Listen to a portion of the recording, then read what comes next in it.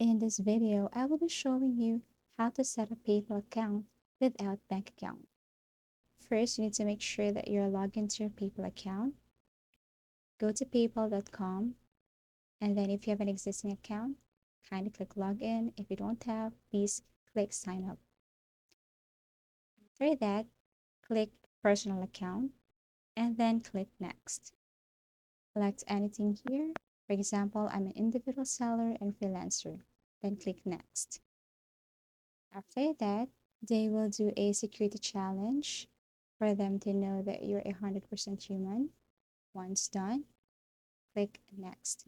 Now here, all you have to do is to write your phone number and then click next, and you need to enter the code that they sent to you.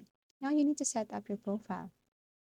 Just type your email address, first name, last name, and password.